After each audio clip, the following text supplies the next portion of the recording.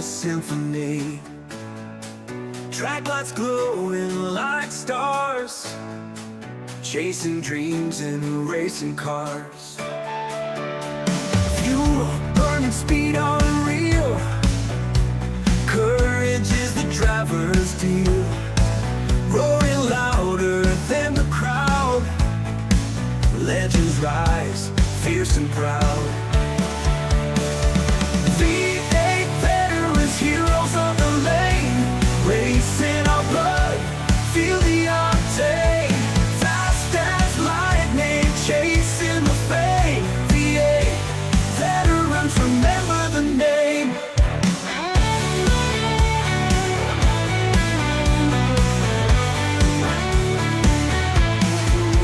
On the edge where legends ride, every corner adrenaline inside. Victory's flag waves in sight, never backing down from the fight. Underneath the blazing sun, battles fought, battles won. In their hearts the fire's true. V8 spirit, we salute you. V8 veterans, heroes of the lane. Race in our blood, feel the octane. Fast as lightning, chasing the fame. V8 veterans, remember the name.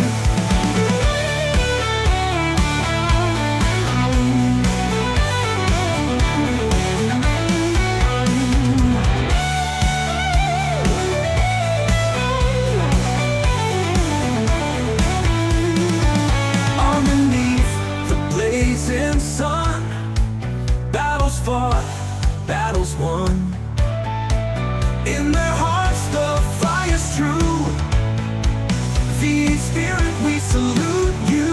V8 veterans, heroes of the lane. Race in our blood, feel the octane. And fast as lightning, chasing the fame. V8 veterans, remember the name.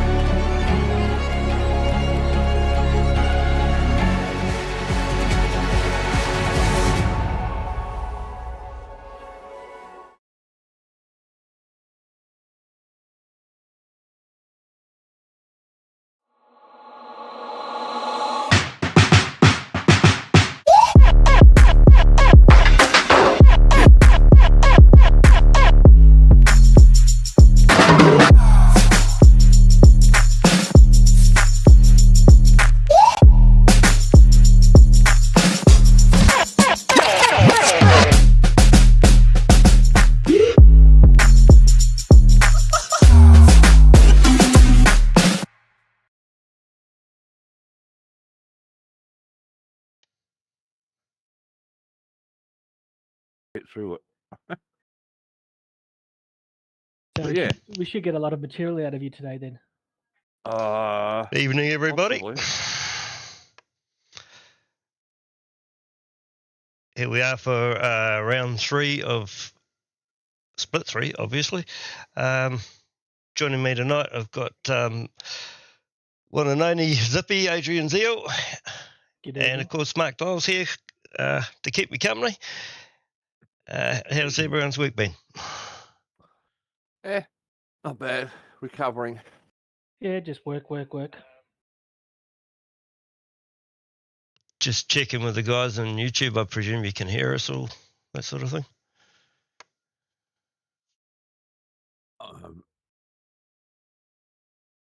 Actually, yes, I can hear what's happening. So that's all good.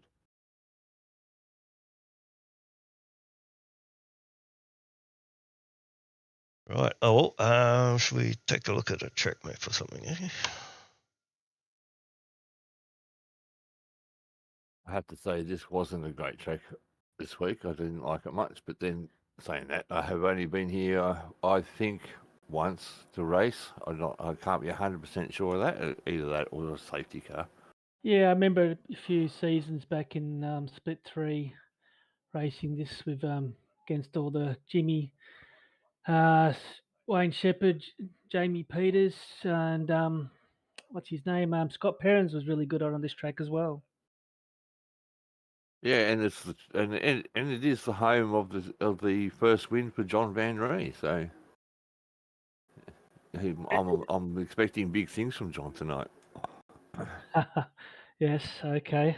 I can't remember that one. I mustn't have been around that long ago. I think it was only last season. Last season or season before, I can't remember how long ago. Yeah, except John's not in the split, so That's probably why. Yeah, no, I found it hard in well, I only drive the supercars, but yeah, I found it hard around here. Yeah, battled.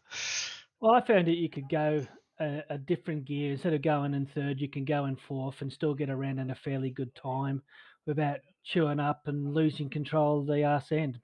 My problem is just not getting hit by other people. I had that problem too.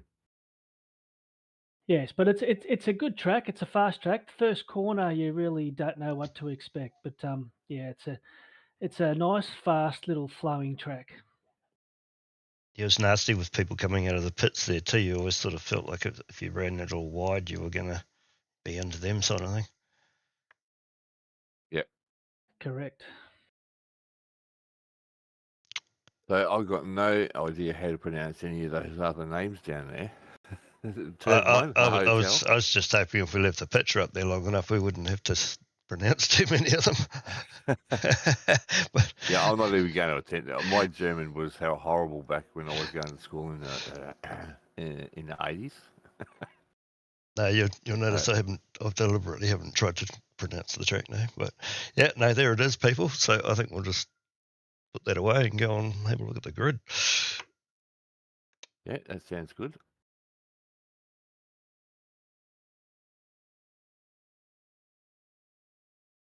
The good thing about it is that it's no one really has said anything on Discord yet, so it's great to be able to just turn up and not know who's going to win.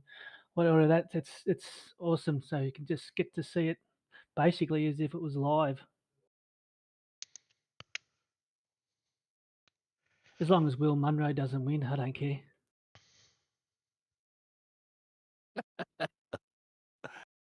Yeah.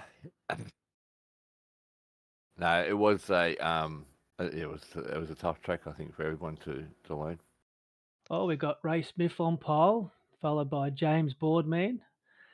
Then Mark Horton, Scott Perrins up back again into it, Nick Hessler, Reg James, Peter Kelleher, Peter Verney, Ed Cullen, Shannon McMillan, Justin Wood, and Brendan Satira making up the top 12.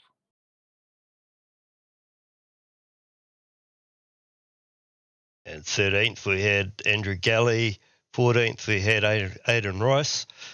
15th, oh, can't see it on this light, Craig Healy. 15th was Trent Allen.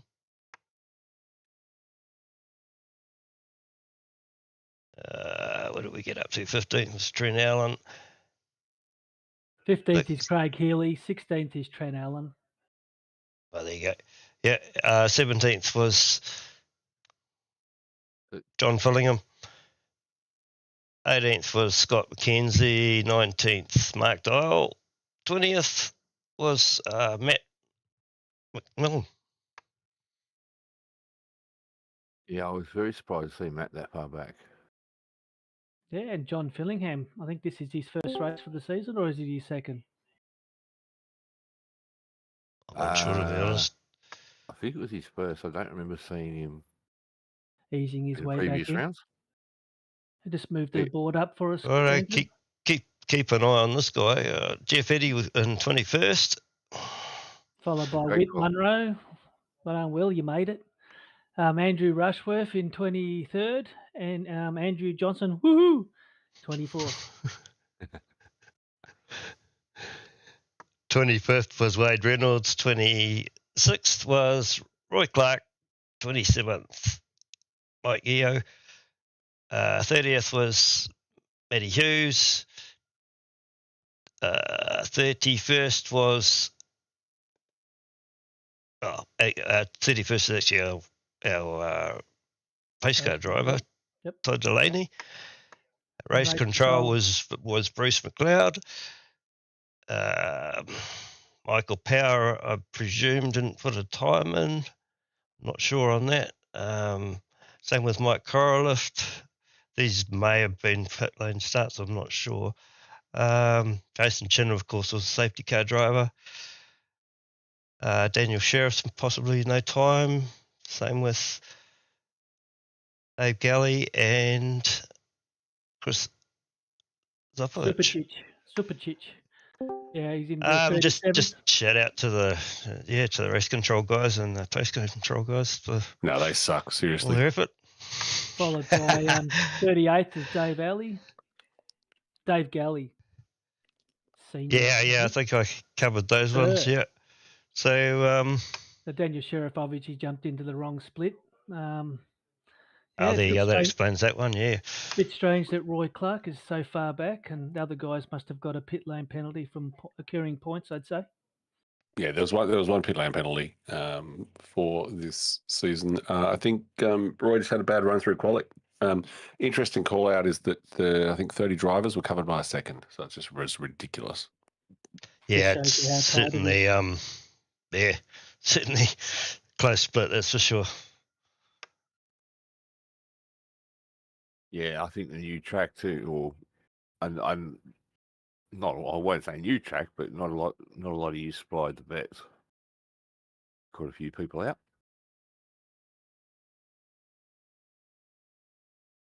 Well, we haven't come up with a catchphrase to start the race. We need Discord out there to come up with a. I thought it was release the sheep. Yeah, that'd probably work. I open the gate. Open the gate, yeah. We could try and figure up something to do with sheep, couldn't we? Anyway, on that note, let's get them out of here. Yeah, let's get them going.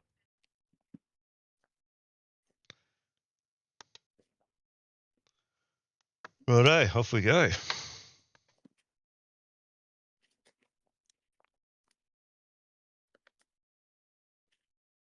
Oh. Back to that start, is it? It's good to see Ray Smith up there. I'm hoping he will have a good season this year and get back into Split 2. No, I think the was at the standings on the right, but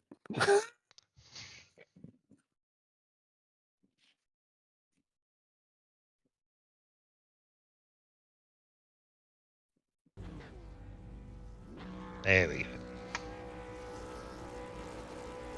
Let's rip the wool off the back. Come on. oh Jesus. Got a firm grip. Scotty Perrin's lighting him up a little bit. Not the greatest getaway from Scotty. Meanwhile, down the back, it was definitely wide and a lot going on. Bit of wheels there going on from one, I think from Yowie, off the top of my head.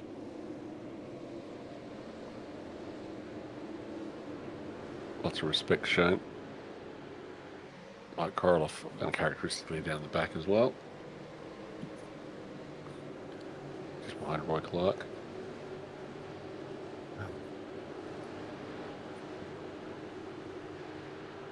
Nice to see some clean turn one. AJR cars putting some other cars in the sandwich there. And that's not what one of you had to jinx it, didn't you, Mark? With car going off track there. Yeah, it was very clean actually. I was expecting a lot worse. AJ, you're supposed to keep it straight, not sideways.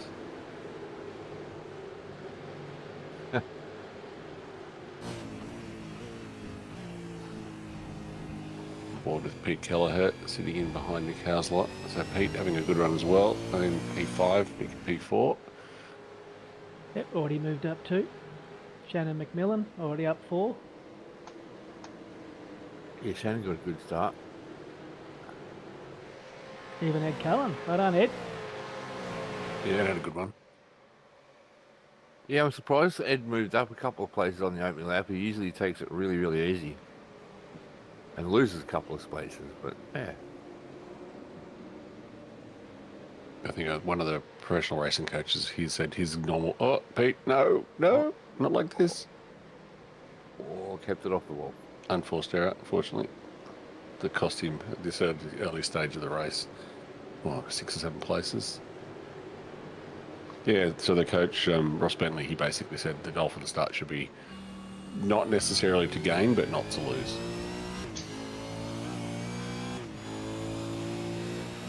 On board with Roy Clark, coming to a little kinky bit, whatever it's called.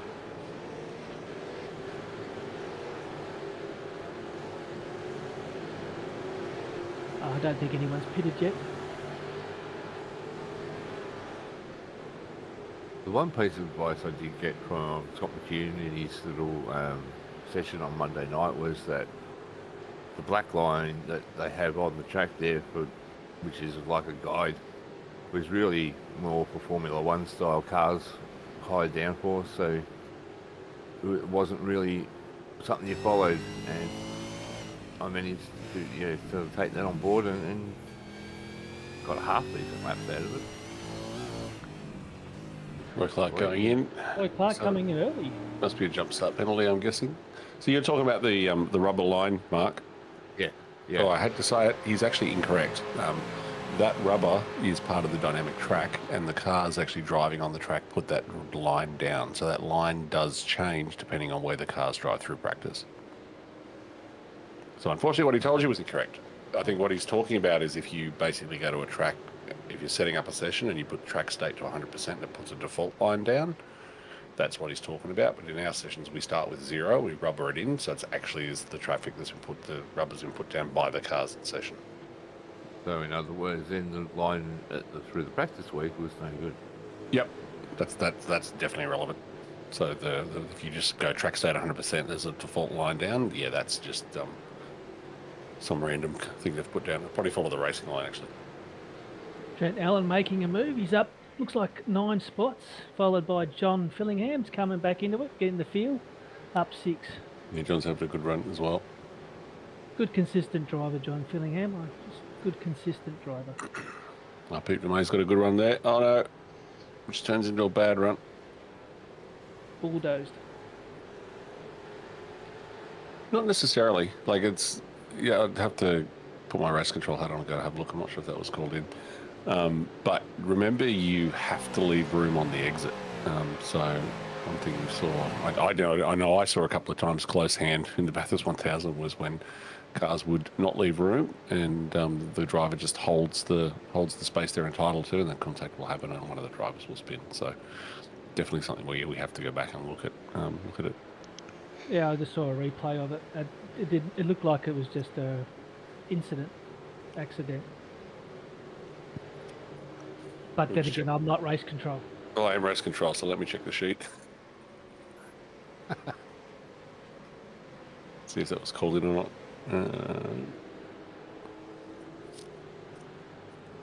So where's AJ? AJ, where are you at the moment? Will's calling your name. Someone got tapped. So yes, that was called in, and we decided it was a racing incident to play on. Yeah, I'm just there now in the battle box. Where are we? Oh, it's changed again now. Andrew just fell on the way down the field. A little tap to someone there in the rear of that.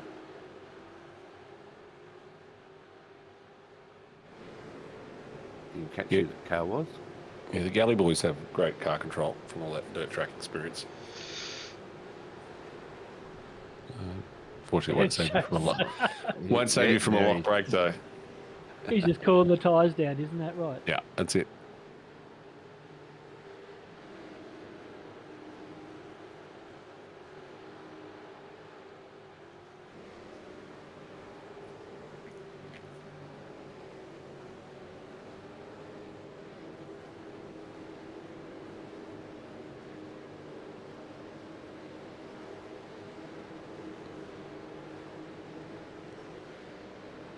Some Mike sitting behind you. Too wide, AJ. Mr. Rushworth having a look on the inside. Mr. Koroloff saying I'll have that as well. Yeah. Puts him on a narrow line for this next high-speed left, though, so managed to pull it off.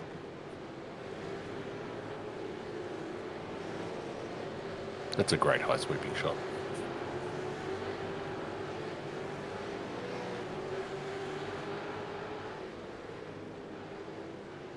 How did you find the off track through that? No, I didn't hit it.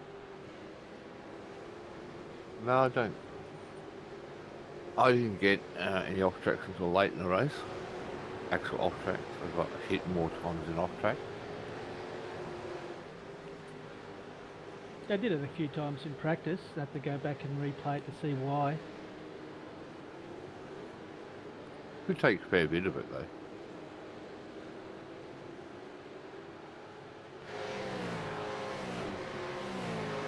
There was a slowdown somewhere too that people kept talking about, which I never managed to find either. Yeah, there is one Obviously there. going fast enough. You just gotta find it. I normally find them pretty quickly.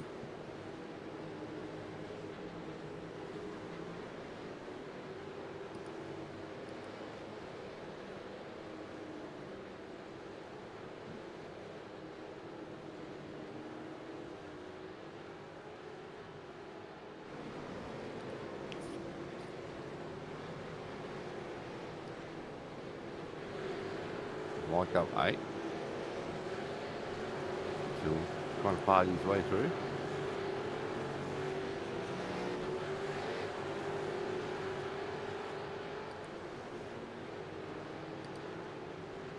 So what does the JWM stand for? Jawam. Yeah, I have no idea. Who's Wade in the chat? I think he might be able to fill us in.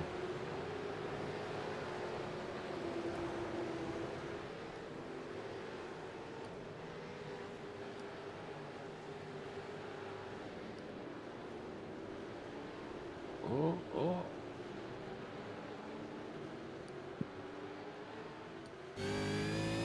Hold on to it a little bit. Didn't lose too many places.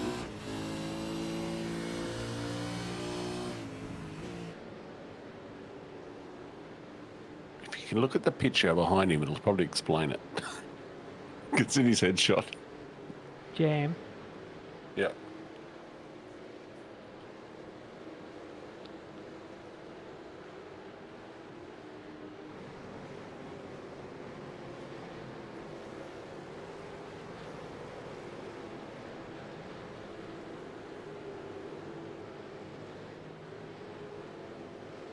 Can we get some standings on the side, AJ?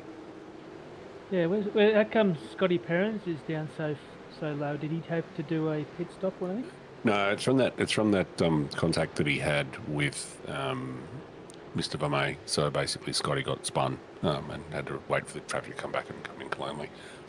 So at the moment, we've got Ray Smith leading from Mark Houghton and James Boardman, and Nick Hausler in a solid fourth position with Shannon McMillan, all over his backside. Ed Holdingen in 3. Trent Allen up 9 spots, so he's the biggest gainer at the moment.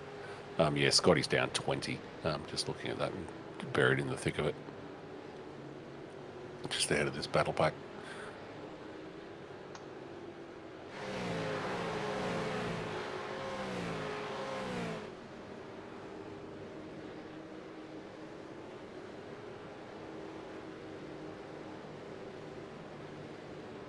Looking good there, AJ.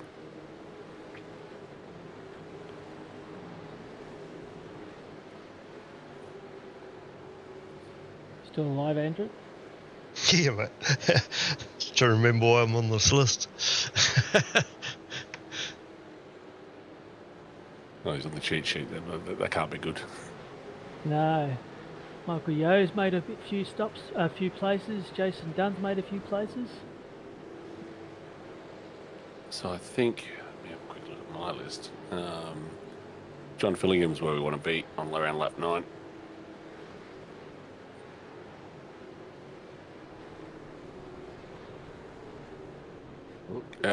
Mike coming off, that's why.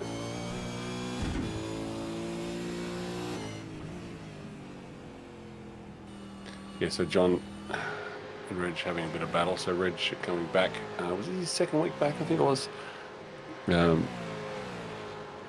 making a move ahead of Brendan Zatira, so they're having a good battle there.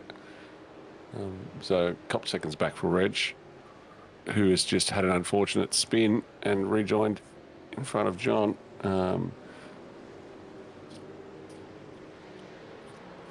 So he might jump on Reg now because Reg is broken and limping back.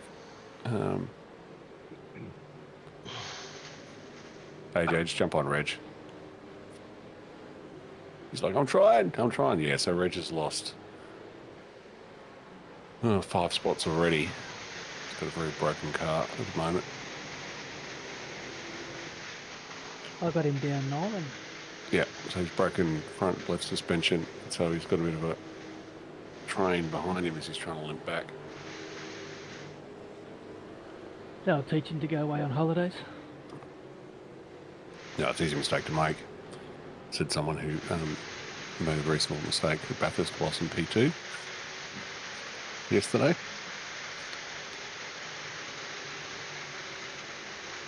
It's a massive train.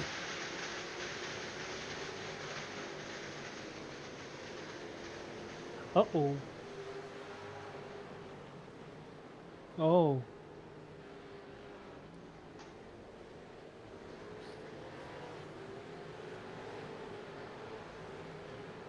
Yeah, Reg unable to steer. So we had our chief steward come in and look at that. We looked at that whole lot for a while, a few separate incidents there. And 2 things came out of it. One is we might want to have a look at a couple of the rules, but the second one is it was all just designed to be unfortunate racing incidents.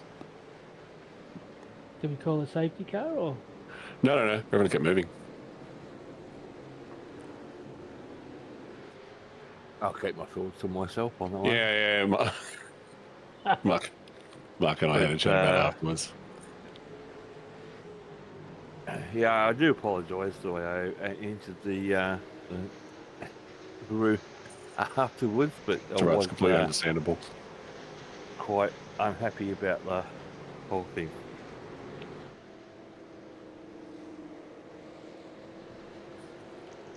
Guess I Reg did get a penalty for that post-race, I think.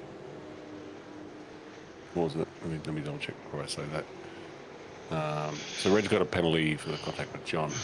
All the rest was determined to be unfortunate racing incidents, which is a real shame because up until that point, apart from the Scotty and Peter coming together, we've basically been incident-free the whole race. So until that point. So I've just got to give a shout-out to Split 3 because that is massively impressive.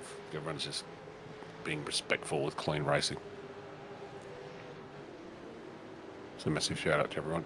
Meanwhile, Ray Smith is out in front. He's now almost a second ahead of Mark Houghton. Houghton, Transport and going off there. Mr. Galley, liking the dirt.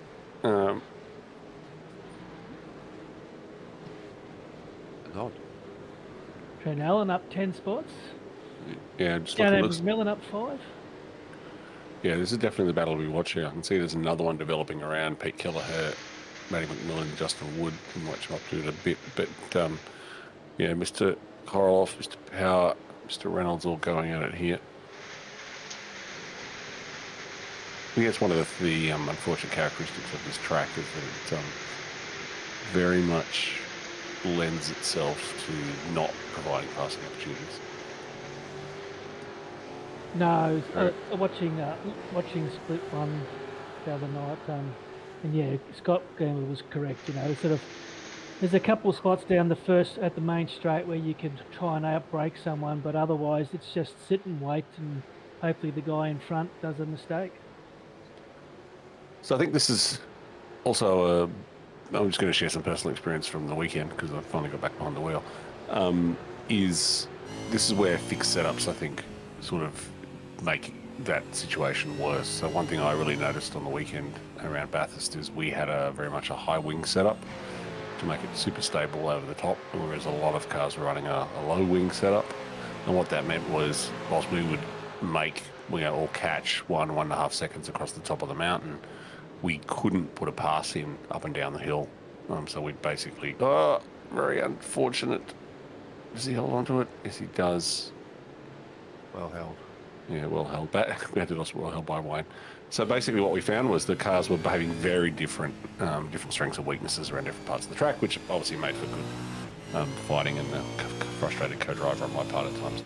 But it's, it just provided that difference, that balance of different cars being stronger at different points around the track. With fixed setup, everyone's the same, top speed's the same. You can't just drop a bit more wing out of it to maybe give yourself some passing opportunities at the consequence of being slower on the twisty bits. So. Yeah, I agree with that. That's a good statement.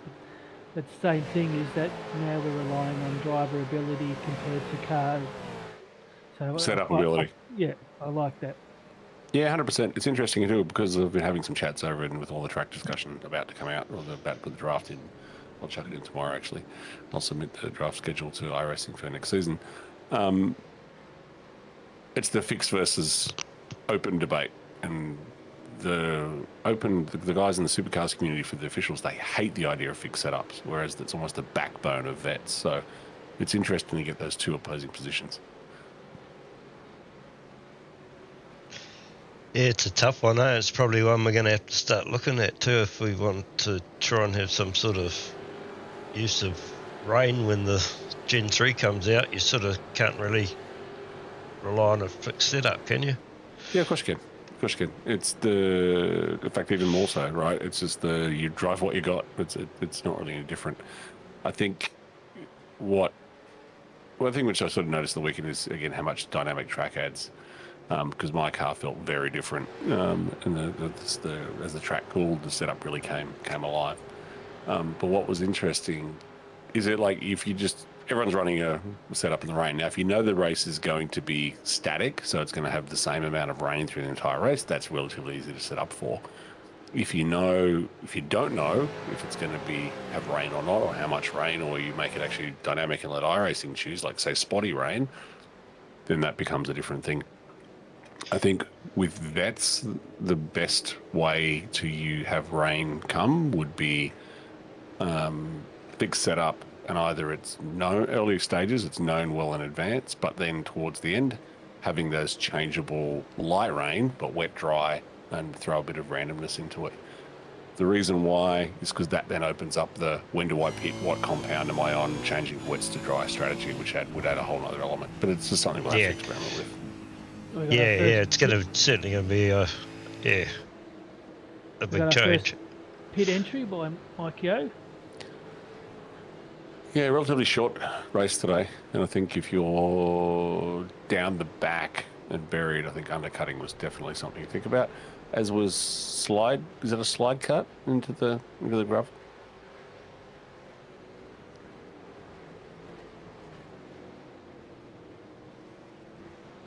He manages to get it moving.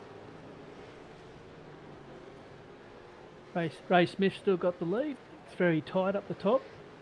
Some good racing. I remember a time he wouldn't have been able to drive through that grass like that. Yeah, no, exactly. Speaking of Pete Racing, I think Pete Kelleher's right in the thick of it, just behind John Fillingham in P10. A P10-11 battle looks intense on the timing tower.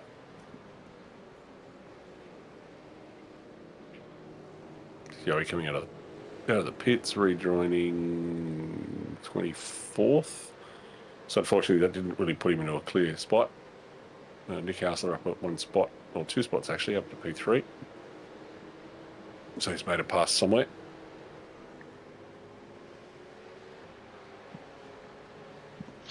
Yeah, I might have missed that, Nick. I think that's what I was looking for.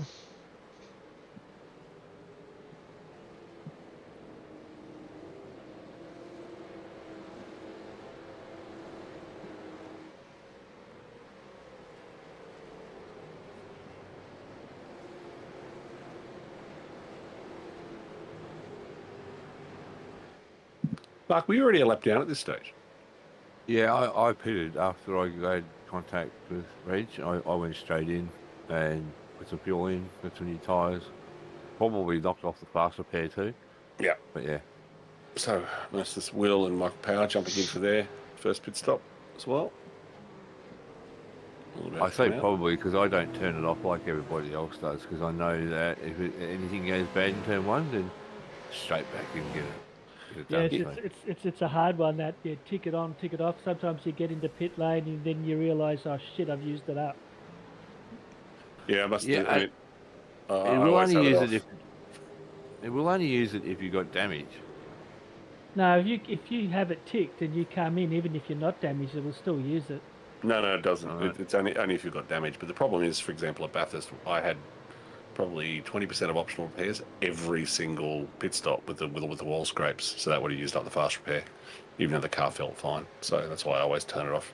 It has caught me out turning it back on, but I didn't know that. I always thought you had to untick it.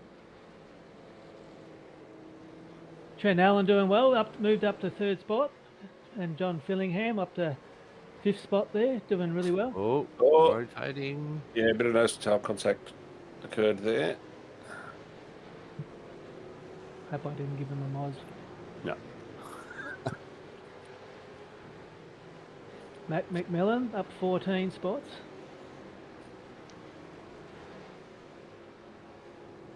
Roy Clark up 13.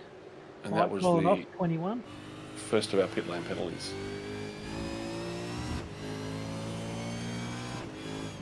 Unfortunately, for some reason, I couldn't actually give it to Mr. Dunn, but he drove through anyway.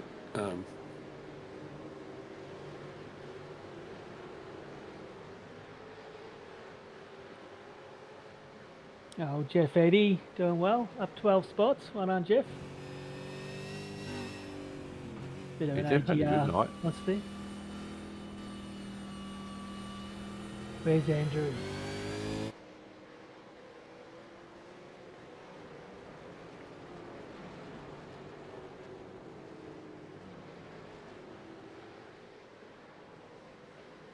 Yeah, I agree with you, Stephen. I'd that in the chat. Yeah, I have no idea how to set a car up, so probably one of the main reasons why I stopped racing for about 2 years is because I just had no idea. So, and Scott come up and said, you know, the vets is a fixed setup. I said, oh yeah, no worries, I'll give that a go.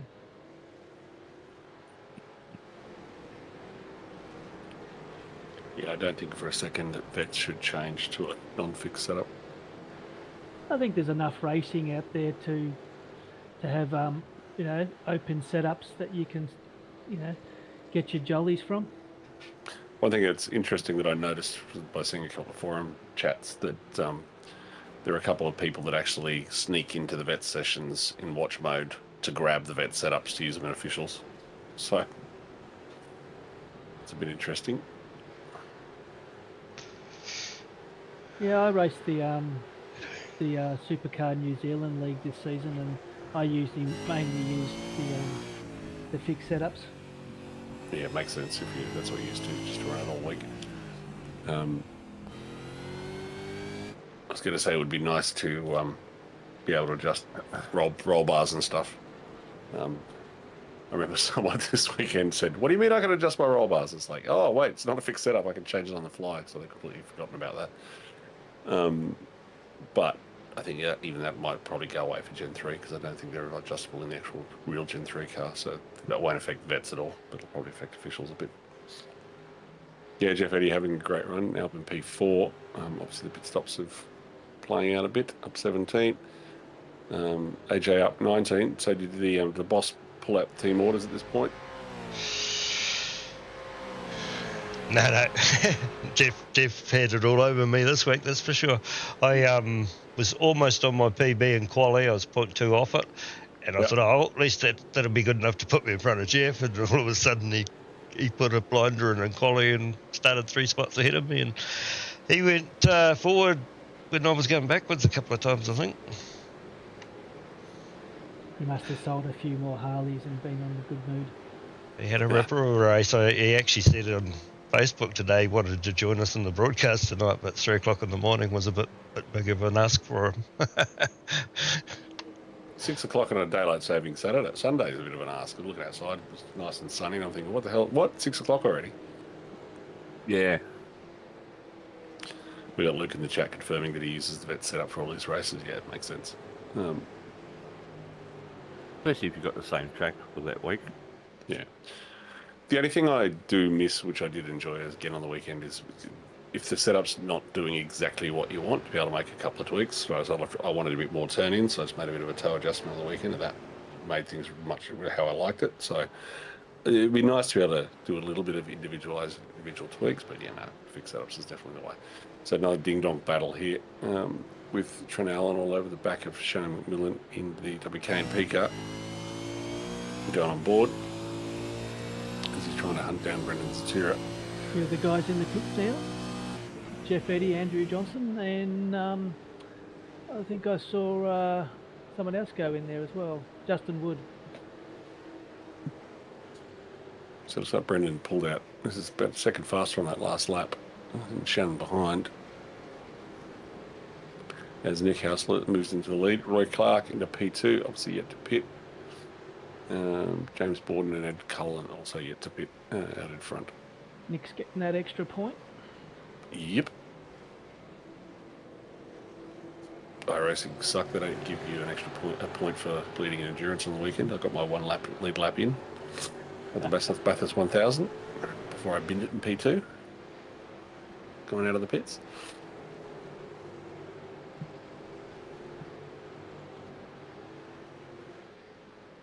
There we go. He's making a move. Having a look.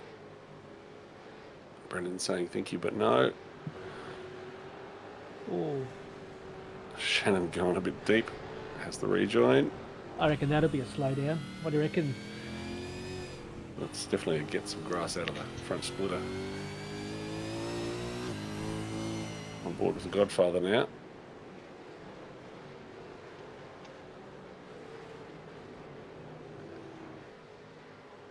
But you've had a pit stop, haven't you, Mark? Yep. Yeah, I've already had a pit stop, and just sort of by this stage, I'd pretty much given up on getting anything as a decent result. So I noticed that looks like you're all back on the lead lap at this point, so that's pit stops are sort of shaking that out. That lead grip that had lapped you was pitted at this point. Bruce, is there any way of showing how many incident points people have? Yes, there is. If you are an admin and you have the incident data. So SDK does an estimation, but it's not right. So it sort of can sort of give you the estimation of that. But when you're an admin, I get live incident data, but I don't. I think I overlay also guesses when people are off track and highlights it in yellow. But my teammate was using that to a great advantage to know when there was accidents going on. Those bollards are getting a workout. I think everyone needs a big shout out to the unsung heroes of iRacing is the track officials that can run through every lap and stick those back down. Yes, never-ending work. Yep. It'd be good to see because if you sort of you can tell if someone's close to the limit. You can just don't have to push them too hard. And that's why you can't see it. Mm-hmm. Oh look, Mark Dial. He's at 14. He's 1x off the X limit. If I just give him a little tap up the bum. Yes. So there's a very good reason why that is not public and available to everyone. I'd use it. Oh, like I said, SDK does an estimation. SDK does an estimation Yeah. of it. I'd use it without knowing I'd used it. Yeah, because you probably run SDK when you're racing. No, I don't actually. No, I don't. Well, I was when I was streaming my races, obviously, but no, I don't run it normally. Interesting. Yeah, no, I used to run it. I ran it for a while there because you get some nice stuff from SDK that you don't from others. And then I started rebuilding all those. I'm certainly learning. Yeah, I ran it the other day in practice just because I was playing around with the overlays and that sort of thing and testing a few things. And yeah, I thought, oh, I wonder why I haven't done this more often. Yeah, so It was one quite thing good because I was actually sharing screen with my teammates and that at the same time, so they were seeing the changes I was making as I was doing. That was good. Yeah, so what you can do with SDK is you can buy a streaming-only version of it, which is like if you want to use it for yourself or just streaming out to if you're streaming as opposed to broadcasting. And it's very similar. It's almost the exact same software, but what it does, if you want to set up live timing so people can watch it, you can do that. But also you can set it up so you have the stuff in car, in screen when you're driving, not just on through OBS. So I had it set up with standard overlays, just like you do with RaceLabs, for example. But what SDK gives you is that whole pit strategy window that AJ is going to bring up now. You can actually get that in SDK whilst you're driving around. So you can actually know when your competitors have stopped and how long they've stopped for. Whilst they're doing it live, it also can do pit out prediction and things like that. Yeah, that one there. So you can actually have a version of that up and running as Mark Dyle goes off track. So have a look at this. Roy Clark was one of the first to stop, so that's why he's up in P3. Nick Hausler has stopped, so that's a genuine lead for him. I was wondering through my head. James Boardman was stopping a couple of laps earlier. So Nick at this stage up 4 spots, and Roy Clark up 25. So they're looking good after the round of first stops. A bit of variation in the pit strategy there, which is very interesting. Yes, there is quite a bit of a variety there, isn't there? Yep. Thanks, AJ. And shout out to James Cormack too for coming in after the race and apologising for the small error there. Much appreciated. Yeah, James is definitely someone who's matured a lot as a driver. He went from having multiple incidents every week and speaking to me a lot. He basically was trying to get through this whole season without one single incident, one visit to race control. So he missed that goal, unfortunately. But because I know Mark, you're probably finding that James is someone that you can quite comfortably race around now, whereas that wasn't the case when he first started. Or not, maybe. Don't put words in your mouth. Actually, I haven't been around James a lot in the this season, and I think back after last season. But I can't really make comment really. Yeah, but definitely a big shout out to James doing the stuff on a controller. Obviously very hard. So just think about it. How many fingers you need when you've got to say do your throttle, do your shifts, steer, and then try and call race control. You actually run out of fingers. Oh, Trent Allen set the fastest lap, up 10 spots. Doing really, really well. Roy Clark, up quite a few. Michael Power down a bit lower, 8 up 11. Even Will Munro, well done Will, you're up 5.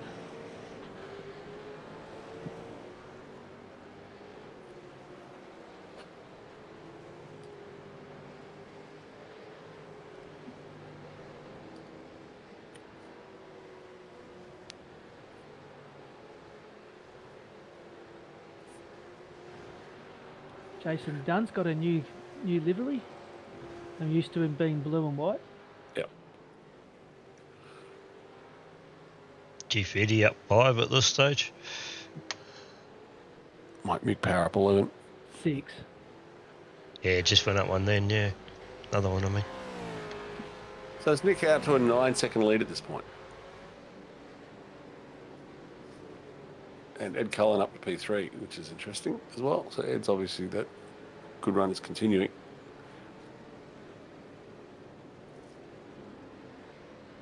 So it looks like that P4, 5, 6 is where the battle's going on right now, right behind Ed. So Maybe it's holding him up half a second back to Mark Houghton, and then Trent Allen a couple of tenths back. Where's Ray? Ray Smith, where's he gone?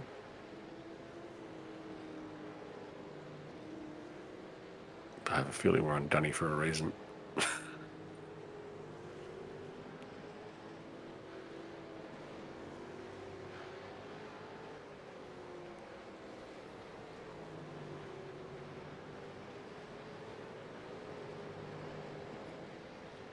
Did something happen to Ray, Luke? Will? How come did he have internet issues or something?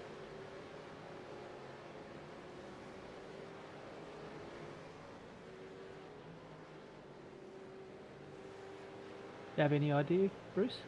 Nope, not off the top of my head. Jason's coming in.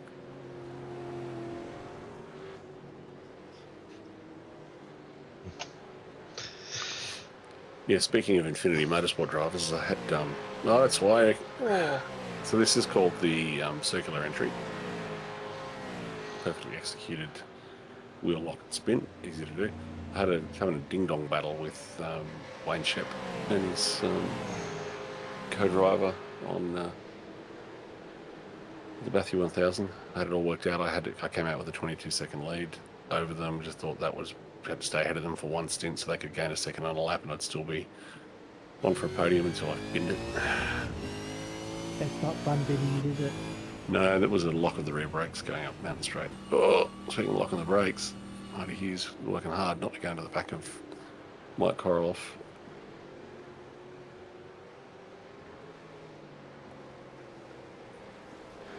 Strategy, where's Mike? Yeah, so Mike and Marty got a similar strategy. Marty's tyres are a little bit older. Roy Clark's just coming through second stop as well by the looks, and Marty not having a happy time there.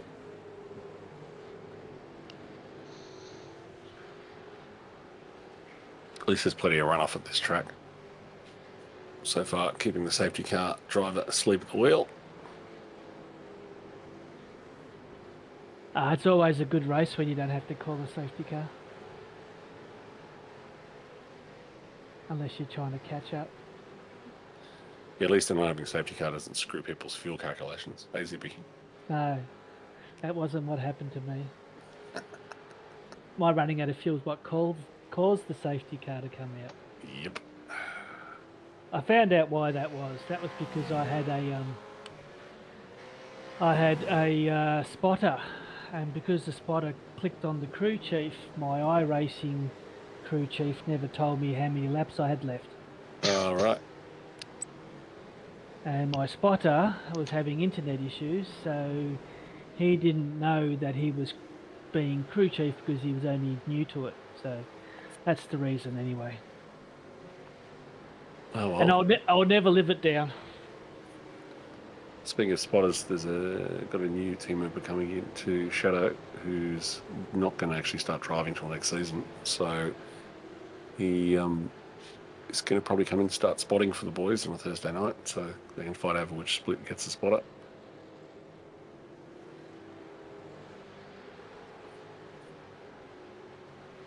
I don't know. It's probably you talk to a few people and they don't like spotters. I personally would like a spotter. I think that soft caressing sound of a nice voice in my ear is quite relaxing. Speaking of the devil, he just joined in chat. It's interesting, right? So I think some people just, if you can, just completely offload it. I think when you've got multiple drivers in a split, maybe you don't need it quite as much as you do if you're flying solo. But I think definitely there's an advantage of having a spotter being able to look at incidents and decide, hey, should you call in an incident or not? There's definitely some advantage there. In vets, I think there's probably also an advantage of having the spotter looking at this, doing not more strategy calls as opposed to like spotting, if that makes sense. Looking at the strategy, who's pitting when, and trying to work out what's going on. Yeah, I just know that in that season where I was sort of towards the pointy end in split 3, where it would have been nice to have someone just reassuring me on what I'm doing and what I need to do, and would have been less pressure on me. Now, could you save that if you didn't have the controller? That's my question. No, I wouldn't save that even with the steering wheel. Back in a sec.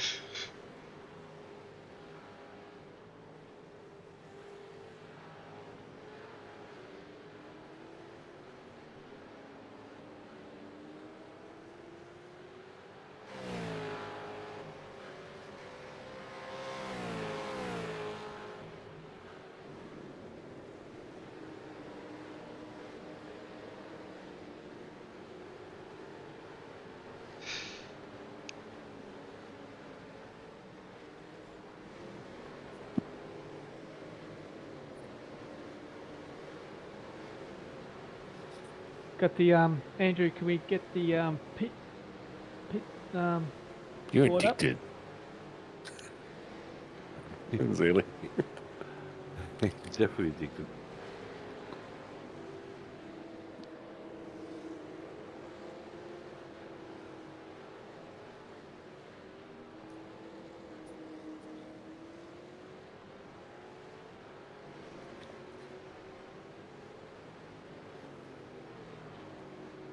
There you go.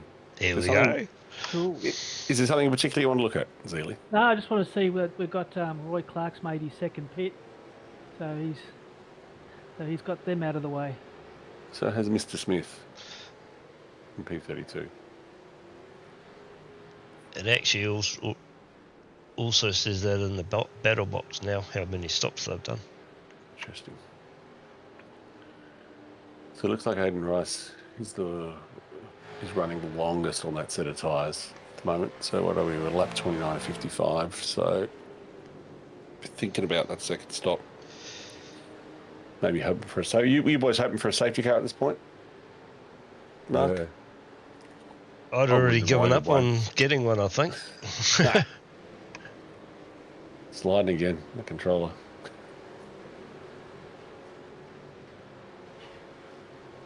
You look at wouldn't- you watch the car though, and you wouldn't even thought he was using a controller. Now, if you jump in the cockpit, AJ, and just have a look, you might see some of it with some of the corrections. But oh yeah, from outside the car, if you didn't know, you'd be hard pressed to tell. Yeah, I see come from the- a controller background. I come from PlayStation 5. And I do get, I could be smooth on it. I don't know whether I could be smooth on iRacing because it's a lot different to Gran Turismo 5. But I was quite good on Gran Turismo 5 with the controller, and I did a lot of oval stuff. And it was just keep it there steady, keep it. So the big thing I can see the difference there, I think, is probably the release to straight from cornering. That you if you're on an Xbox controller, which I assume is, it's almost like just letting the stick go back vertical, or just snap the steering back straight again. That's probably the only thing that I can think of. But the AI looks a lot worse than that. Can't cope with that. I'm going to have to step away for a bit, gentlemen, as my dinner is on the table. So No worries. Where's ours? that's between you and your better half. I've already eaten mine. I haven't had tea yet. James Boardman, he's doing very well. He's just sitting there, just plodding away. I don't know much Yep. about James. This is his first season, is it, or has he been here? No, I think he had a season or two off. I do remember him in Split 3, the old Split 3 of a couple of seasons ago, so yeah. Good memory, I think he went up from Split 3 to Split 2. Brendan Satira, guy I've raced with for many times, he's right up there, doing well. Ed Cullen, doing well. Hopefully Ed's out there listening. Yeah, Ed had a good race. I didn't hear a lot from him.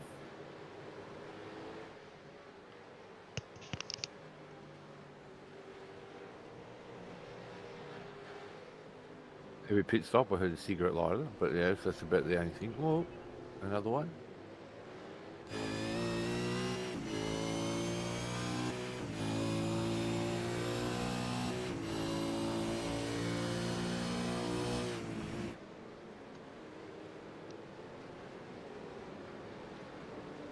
Did you get much damage during the race, Mark?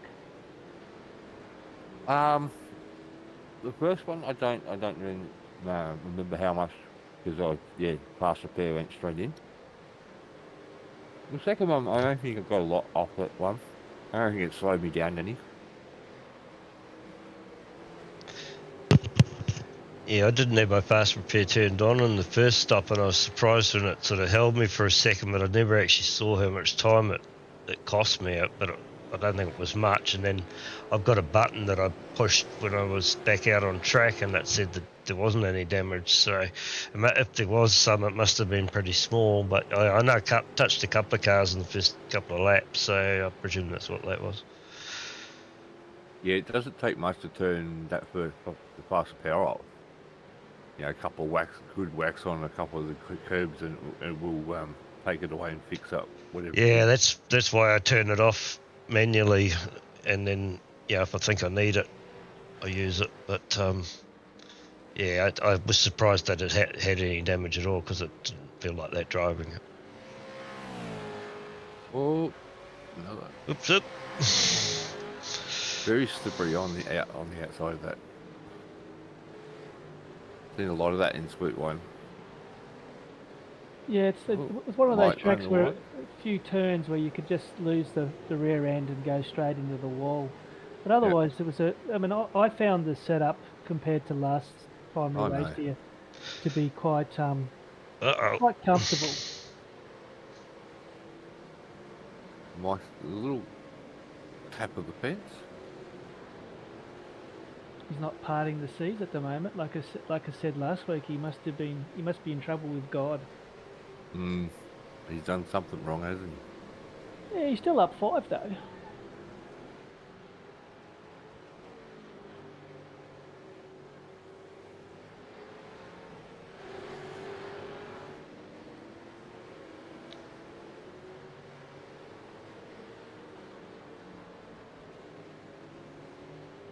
Peter's going well up in 10th. Yeah, he's had a couple of off tracks as well, so he's doing really well. McMillan boys are near each other. Yep. How long we got to go before Daniel joins you, Andrew? 4 years. Oh, still that long. Yep.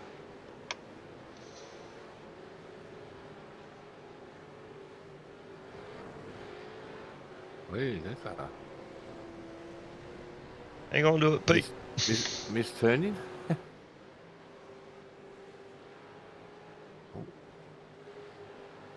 see he's gone back to the pinky colours and got rid of the tennis ball look.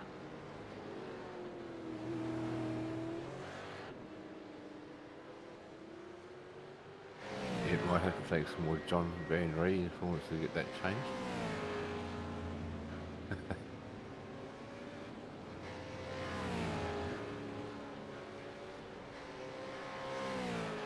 So obviously Peter thinking it's a time for a set of new boots to put on there after that.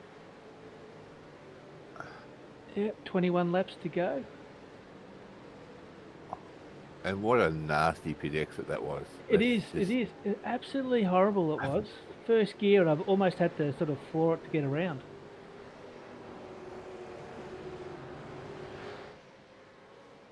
Even pit entry was really tricky.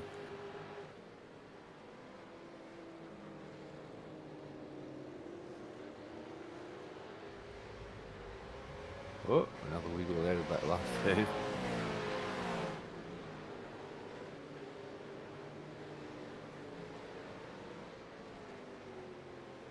Nick's got quite a bit of a break on James. Yeah, 10.5 second lead, that's not bad. And then the rest is pretty tight for the next 3.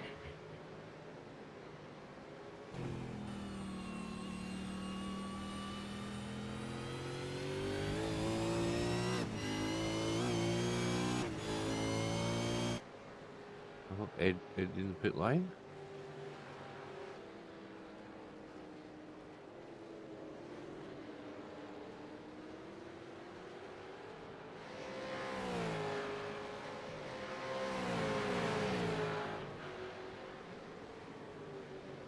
Yep, a few of the boys coming into pit now. The window's opened.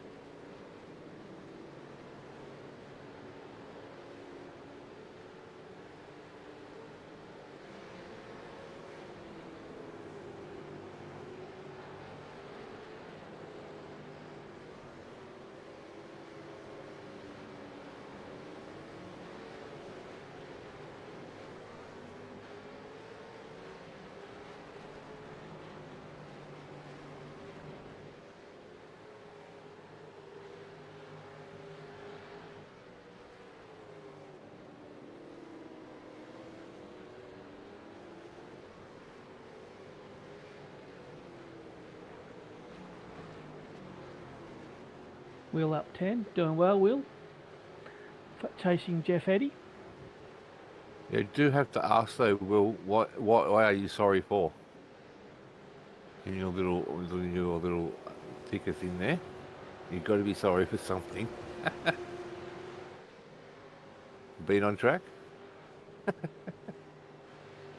So, I don't think anyone's ever asked what my avatar is. I don't think anyone really knows what my avatar is. There's only a few out there. Yeah, I don't remember. My new avatar. It was was my favourite actress in the 90s in porn. Name was. Okay. Thanks for sharing, Juppy. The name was Ginger Lynn. A few blokes out my. there might know her. I can't say I do.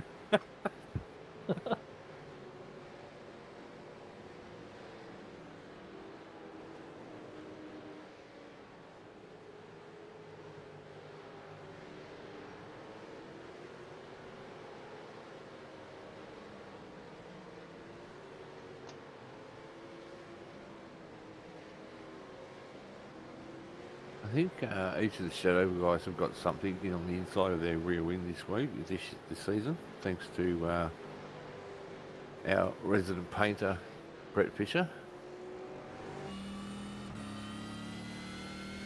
I think mine's a horse head, and Ed's got some sort of go slow sign. And what's that for?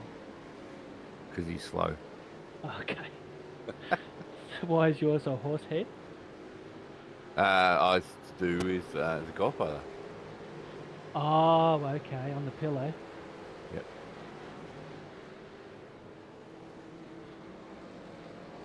It's like little tattoos for the car, isn't it? Yeah. Yeah, my new bonnet this year is Hamish Munro.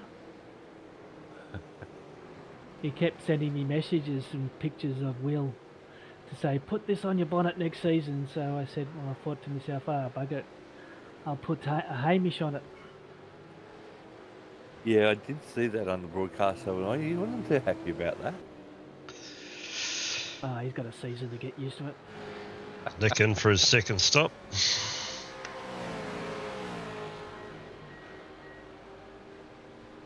How many stops has James done?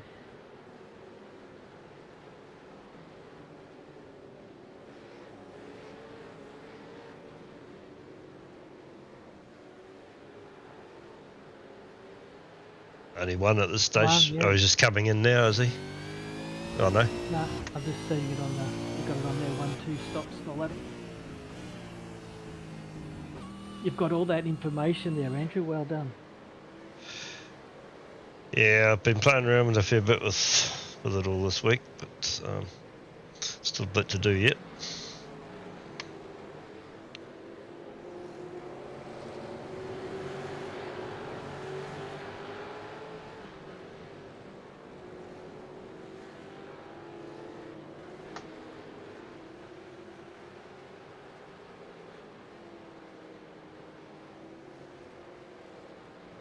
Big move is there. Wayne Reynolds up 16. Jeff Eddy up 16. Well done, Jeff. Justin Wood up 8. Let's getting very tight towards the arse end of the race. Yeah, that is a good run from Jeff.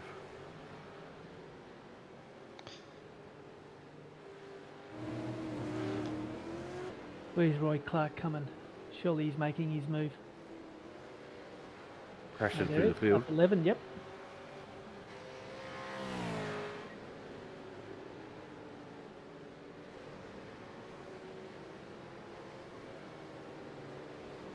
I think she's pretty happy too, Will.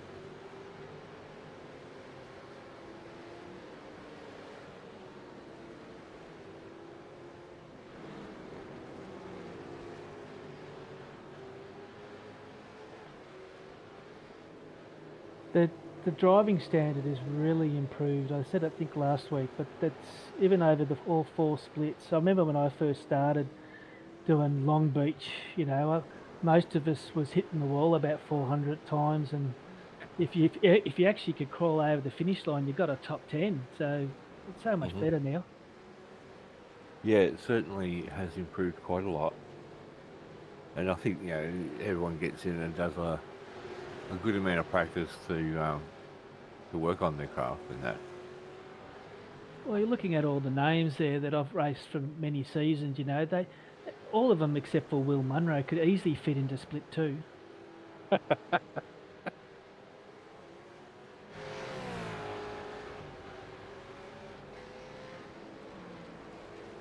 some of the times that even Split 4 is getting, you know, they're doing faster than me. So maybe we should swap.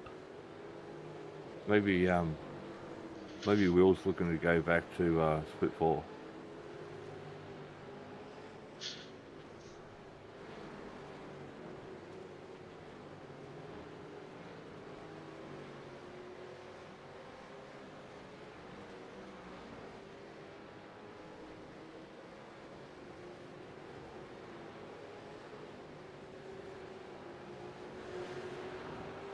Now, I don't know what happened to Ray Smith, but something must have happened to him. Yeah, so lap far down. 16, I had him on my sheet, but I'm not exactly sure what happened there. Yeah, I did see him sitting in the gravel trap at turn 1 at some stage, and that was the last I seen of him. He'd be very disappointed. Actually, I think I know what happened. I didn't see any mention of it, but I got a funny feeling he might have towed. Towed without permission. Yeah, unless I'm mistaken and it was someone else and it was last week, but I seem to remember seeing that on the cheat sheet, but there was quite a lot happened around lap 16 and I think I missed it.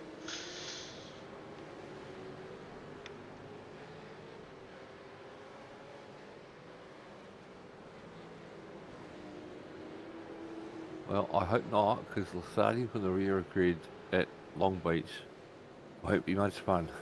No, it was, if that is what happened, it was never never noted or anything, so get away with it. I'm sure somebody will pick it up. 15 laps to Penalties go. are already out. Justin Woods got himself an extra point there, leading the race. Well done, Justin.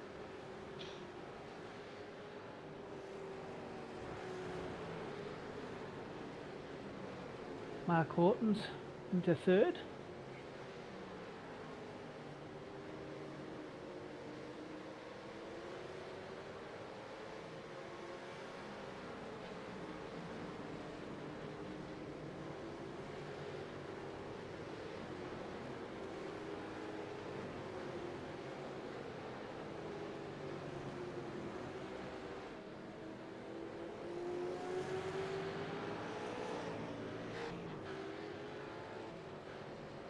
Yeah, that's probably right, Stephen. You know, I think on their day they would be still in Split 1.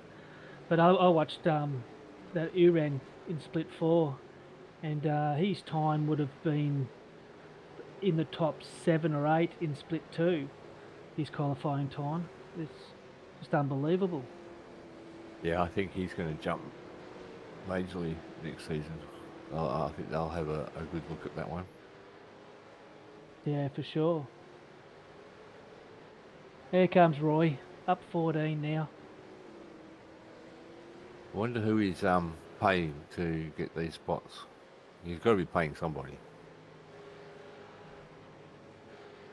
He doesn't talk to me in the officials. If he beats me, he says a few things, but if he doesn't beat me, he's gone. Yeah, that's Roy. He's a great guy. I like Roy.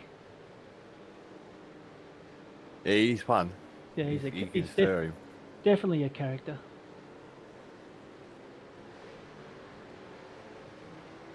It's good to see Ed Cullen in the top 10.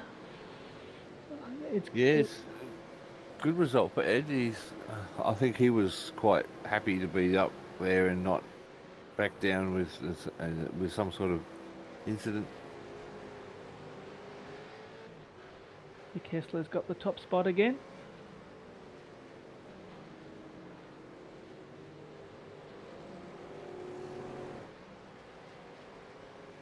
Because Ed had a lot of bad luck last season with disconnects and stuff like that. So, yeah, I think he's just. Yeah, it makes a Trying to- difference, doesn't it? Like, I mean, even with Dean Logsdale for us, you know, like last season he had dropout after dropout, and so far he's been computer good, and you can just see in his voice he's so much happier. Yeah.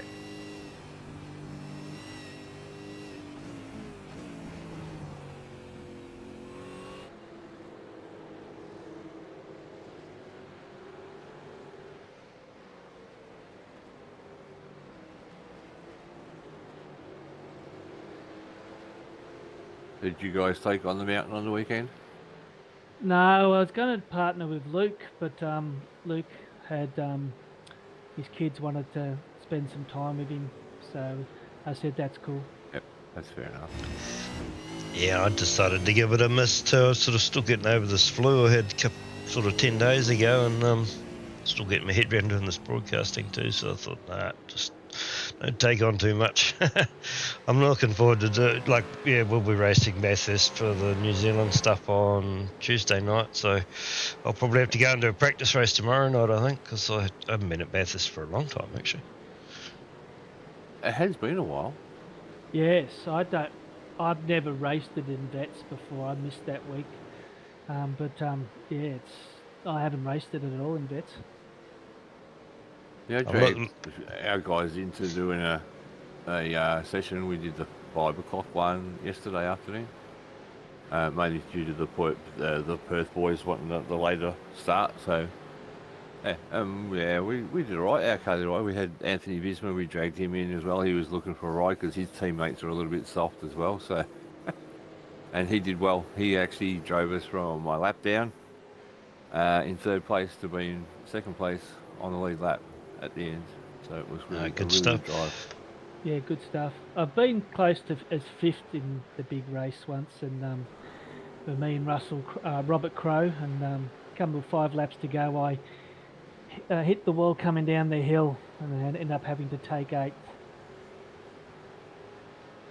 Still a fair effort though. It's a good thing to do. It gives you, well, I said to the guys, it's going to give us a bit of a heads up for the end of the season. We've done some laps here in this car. Probably not with the same setup. We had a really good setup, very safe. So yeah. Look, I understand how a lot of people talk, getting into the chats and all that sort of stuff. How you can overdo it with Bathurst. It's a great track. You can cry and laugh and. It's so easy to do, but you do get burnt out.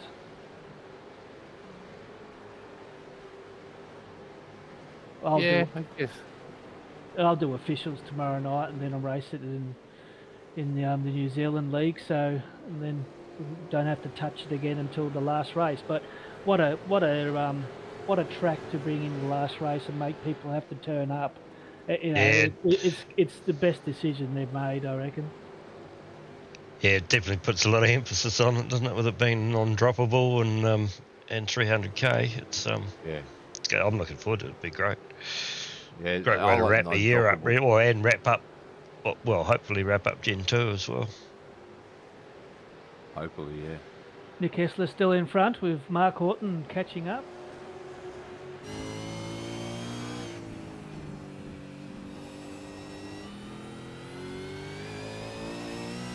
Trent Allen still up 12. Satira doing very well, up 7. Matt McMillan following his brother, up 13. John Fillingham up 2 spots. It's good to see him back. You know, he should do really well for the rest of the season.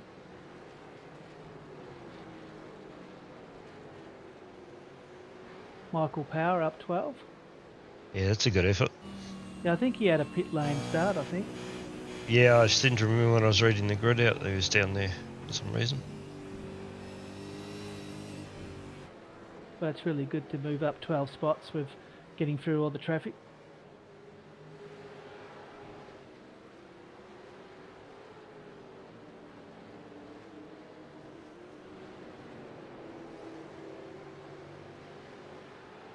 Aidan Rice up 4.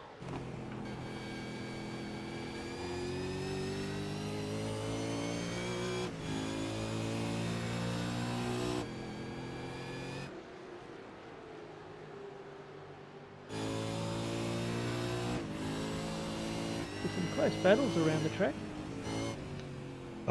It's an awesome split as far as, well, I mean, we've had close racing in the old split 3 as well, but the times are just so close now. It's not a case of waiting for someone to make a mistake anymore. If you can't get past, you can't get past. Yeah.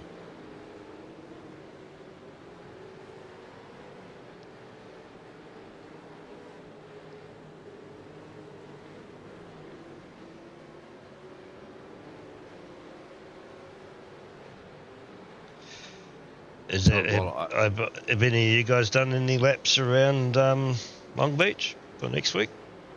Not yet. I just did a couple tonight. Yeah, I jumped on a couple of times just to relax while I was getting ready to do tonight the broadcast, and it's a fun track, but as all street circuits are, it's punishing if you get it wrong. Yes, I think we need at least 3 fast repairs for this one. I bet we don't get them. I love a good street circuit, but I came to a personal decision last night, which was I'm done with this supercar. That was my last race. Yeah, you were saying that a couple of times when talking to you on the side there, Bruce. So it's a bit of a shame because many seasons we've had some close battles. So next season, Gen 3, I will be back, but I'm not going to race this car again. I'm not going to hop in it again. Do you think there's going to be that much difference? Oh, fuck yeah. I think so, yeah. Yeah, in theory, they should be harder to drive by the sound of it, but not that that's a good thing, but that definitely going to be a lot different. So you've got to separate, this battle is just ridiculous. What's as ridiculous as the battle up front, but you've got to separate iRacing's moving forward and the car. As a driver, we will get all of those, but you've got to look at them separately. So Gen 3 definitely has less aero downforce. You want to see what that's like? Jump in this car, take off the wing, take off the downforce, raise the right height at the front, and then you can get a feel for what it'll be like from an aero point of view. The new Gen 3 in real life, it's all carbon. It's a much lighter car than Gen 2, so the car will feel lighter, so it'll be more nimble. The tyre package, I'm assuming, is similar. I'm not sure what the brake specs and everything happened relative to this car to that car. But the big thing is you're going to go from 2014, Mark, when this car came out. When did this car come out? 2020. When did this? Yeah, wasn't it 2019? Yeah, so 2019 or something, right? So you've got a car that's 6 years old, and in software and iRacing terms, that's forever. Yeah. From a tyre model point of view, and from a force feedback game mechanic point of view. So even if you had this car and this car was built today, it would feel a lot better than this car does because you'll have much better force feedback, you'll have a much better time. Yeah. So it's just and it's just basically it's just a later model, isn't it? And it's been iRacing itself's developed a lot in that period of time. So yeah, you'd expect it to be better. So based on that, I think it will actually be easier to drive because you'll be able to feel the edge of the grip easier than you will with this car. Yep. Oh, it's good theory, and I like hearing that sort of theory too. And it may even have more mechanical grip than this car, but it'll definitely have less aero grip. So what you might find is it's better in the slow speed corners, better out of corners, easy to control, but harder in the high speed. The next thing the challenge will be the setup and the style of the setup builder, because it's a brand new car. Yep. It could be very, very different. So I think a lost opportunity would be, let's just make Gen 2 and try and make Gen 3 feel like Gen 2. I understand what it is, understand what it likes. It should have less adjustment, because it's interesting. If you listen to Madison Down, and he was talking when he talked with Scotty Rankin and those boys about the cars, what you find is that with Gen 2, these were the cars that we race, they were very, very different team to team. So a DJR Mustang is a DJR Mustang. It's very different to a 888 Holden, which is very different to a BJR Holden, because all the front suspension was all custom and done in a certain way, following their design philosophy. Moving to Gen 3, a lot of that changed. Yeah, so there's far more controlled parts on Gen 3, isn't there? Well, just basically the whole car is controlled part. So theoretically, a Gen 3 is a Gen 3 is a Gen 3. Now, we're lucky is that our cars are all physics identical. Yeah. So, and everyone talks about, iRacing, they've been waiting to get the parity and blah, blah, blah, blah, blah, blah, blah. I doubt very much, because it's twice the work for them, that iRacing will actually build two cars. I think they will stick with what has been known and proven to work, which is one single physics model. Yeah, I agree too. Physics identical, so the setups can be on the same car to car. Or I'm guessing the engines will be modeled very similar, but have different engine sound. That's how I would build it. So it's a bit of an artificial parity thing when it comes to the engines, but I think theoretically the torque curves are the same. That's how I would do it if I was iRacing. Now, supercars may go, the cars are different. Let's have two separate cars that are racing in the series. And that then opens you up to BOP and iRacing having to do balance of performance, just like supercars do. So that creates a whole heap of work for them.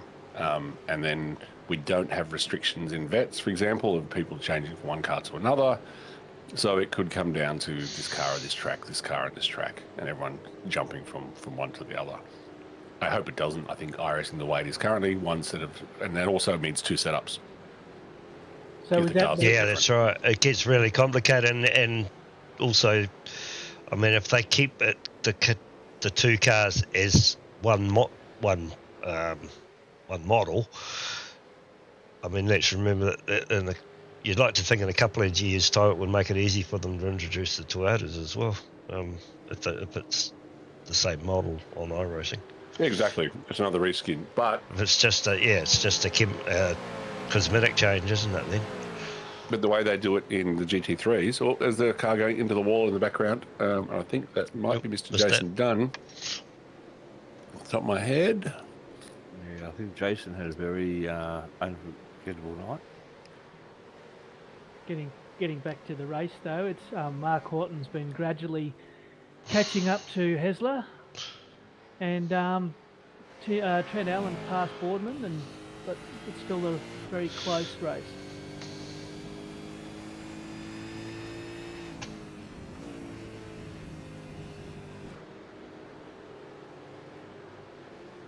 In the last couple of laps, Mark's gained about a second and a half on Nick. No doubt Nick would be knowing that in his stream.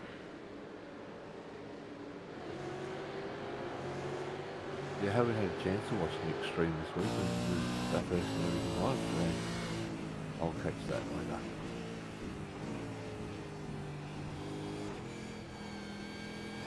Yeah, it's good, isn't it, to have all these different, hunts and all that. Do all these streams. John Fillingham, I think, does a few Twitches here and there, and it's actually good. You can go and watch from this race or that perspective or that perspective. Yeah, it is good. I didn't know John had one. I'll see if someone can put a link in. Yeah, you had one last season. I'm thinking you still got one going this season. So this is all on. So we've got, interestingly, at this point of the race, we actually have two very distinct battles going on. We've got the battle for the lead between Nick Hausler and Mark Horton, and then we have Trent Allen and James Boardman fighting out for P3.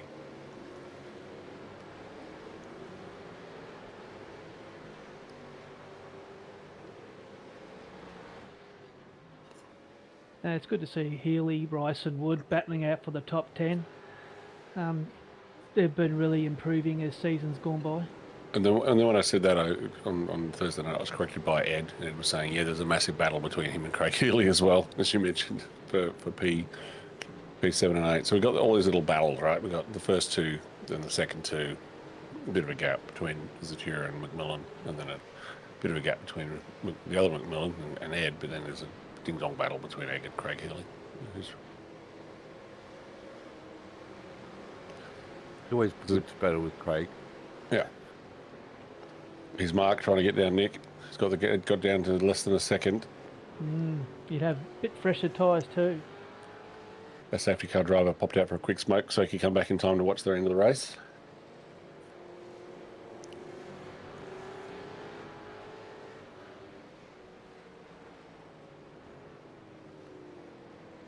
Two laps left to run after this one.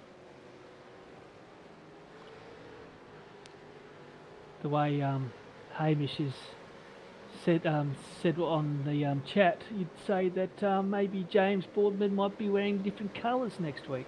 Interesting.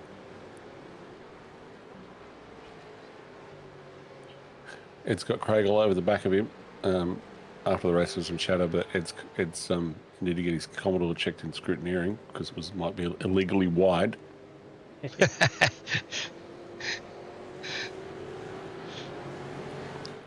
Wearing baby yellow, or is it green? Can't really tell. It's Grello. Grello. That's a good word for Scott Gamble tonight, Hamish. Yeah. So Nick Hausler, Fielding Houghton, so it's sitting around a second. James Boardman, half a second off the back of Trent Allen. So another ding-dong battle going on there. On board with the leader, Nick Hausler. This lap and one more. Yep. Get onto Mark's car. Mark's 7 seconds. Oh, the other Mark. I think I say Mark's 7 seconds up the road. He's not going to factor into it. But this, the Mark behind him.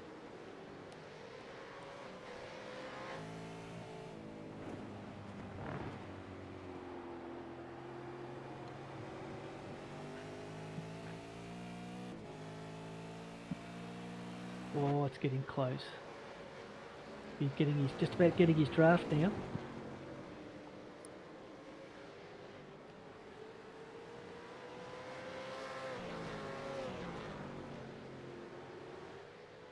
If I know Mark from Split 2 last season, he won't die wondering. White flag is out. Looks like Nick's done enough to hold him off. James Boardman, though, all over the back of Trent Allen. No, I'm saying James, I think there's enough, like that 1 second. If you looked at the lap times, we thought he had enough. But if you look at James Boardman and Trent Allen, that's a really close battle there. Half the gap this pair have. These two are super tight, so this could go either way. Still a second between P1 and P2, so Nick's holding Mark off out in front. This gap's down to 4/10.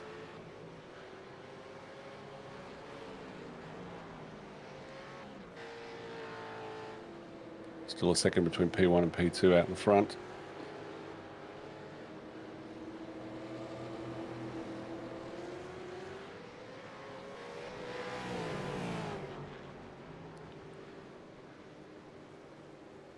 Looks like it's all over. Meanwhile, out in front, Good Hassler and Horton going through the back chicane. Nick's managed to keep that gap steady. Lost 2 tenths. He's having a very good season. Mike getting out of the way. He definitely is. Last corner and across the line. Good exit. And Nick Hausler comes across the line to win at Oschersleben. Mark Houghton in P2. Right behind, down the back of the shot, we can see that battle continuing. Remaining with Trent Allen for 4th, Boardman 5th. And then we've got almost 10 seconds back with Brendan Zatira from Chatting McMillan, Matty McMillan, and behind that, the very wide Ed Cullen managed to pull that gap out to 2nd from this tight pack behind of Healy, Wood, Peter Vernay and Peter Kelleher. Roy Clark, a great drive to come back up 14 spots, back into P14. Oh, we go. There's a bit of a touch. Is he going to try and make a move on the right of the line? Not going to get there. Peter May coming across from Peter Kelleher. Good drive from Peter. Unfortunately, down 5 spots. So probably not the way that he wanted it to go. A couple of off tracks hurt him. Roy Clark, a good drive back from the very wounded by the looks, John Fillingham. And Jeff Eddy, great drive from him, up 5 spots. Well done, Jeff. And then Andrew Russworth, Michael Yeo, Scotty Parents, Michael Powell, Will Munro, Scott McKenzie, Wade Reynolds, Reg James having a bit of bad luck, down 18 spots in P24. Mark Dial also having a bit of a bad run, down 6. Andrew Johnson, down 2. Marty Hughes, Andrew Gallo, the Galley brothers, Linus Stern, James Cormick, Mike Koroloff, James Dunn, Ray Smith, and that Bruce McLeod guy's a bit of a clown. Wouldn't really worry about him too much. Driver of the day. Who are we thinking? Oh, I'm going Trent. Yeah, I think Trent up 13 in a podium spot. But you could really give it to anyone in the top 10 there. That they're all done really well. Looks like Trent is our Chubby Buns driver of the day. Well done, Trent. Or is the wall? I'm not sure. Now, does the Chubby Buns driver of the day at least get a free burger or something? Like, come on. I don't know. I've never. Jamie got one. My neighbour got one last season. I haven't seen the gift certificate come all the way down to Rye, Victoria. So AJ try and find the camera. Because apparently, the trucks get driver of the day. I think we've lost him. Yeah. There we go. Well done, Andrew. He's in there somewhere. I'll have to work that out. Oh, it's because the blimp. Just click back 2 laps and put it in slow-mo, and then you'll pick him up.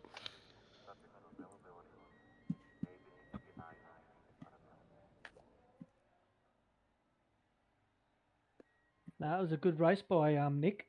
Yeah, I wouldn't mind watching his stream as well. I think that'll be pretty good. Yeah, so definitely a track with a bit of in case you're wondering, it's switch.tv/Angry Birds Racing is Nick Hausler's stream. Go and give it a watch, give him a like and a follow. After you've given this video a like and a follow, or a downvote if you don't like me. The big thing I think coming out of this is, do we want this track to be there in the future? I think it's a good driving track, not necessarily a great racing track. It's pretty hard to follow and get a pass done. You can sort of follow, easy to defend. So I think there's that sort of feedback. I think very different kettle of fish next week at Long Beach. Unfortunately, the safety car driver will be off in China, so we're going to be stuck with someone else, which I'm a little bit hesitant about, but that's okay because Chinny's just freaking awesome as he was at Belle Isle. We had like 27 safety cars, and he got driver of the day. Yeah. But yeah, so Long Beach will be interesting. Definitely. Hopefully it'll be clean, but I have a funny feeling that lap 1, turn 1 is going to be interesting. I think the first time I raced Long Beach is when I first joined AJR, and the first corner, I was in the back of Andrew, and Rob Visor was in the back of me. That's right. Into the Yeah, wall. I knew there was a reason that it took me a while to settle into the track when I was trying to practice it last night and today. But yeah, I enjoy the track, but Are you yeah, there? it's We've so got much anyone- potential for carnage. No? Yep. All right. Right, well, Oh, I think I that's just about us, isn't it? I would say so. I can see Thanks Hamish to and everybody Scott out are ready there to on go. YouTube for joining in. And Yeah, thanks guys. to you guys for coming and holding my hand. That was awesome. Thank you. So the consensus in chat, AJ, is less us, more you. So got to give the people what they want. Yeah, I'm still I'm still working out which buttons to push half the time, but yeah, Yeah, I bet. we'll get there. It's definitely a little bit better with the Stream Deck. I just there's still a few more things I want to sort out. I'm still searching for at times, but we'll get it there. sorted out. One quick question I have for you though, Zilly, before you run away, what are you wearing? I think Zilly's already gone. Is he? Up to No, you he's next still week. there, but you might if you want. Yeah. Let's get him away. All right, let's call it. All right, right. guys. See you next week. See you next What week. is it? It's good night for me. It's good night from him. Good night.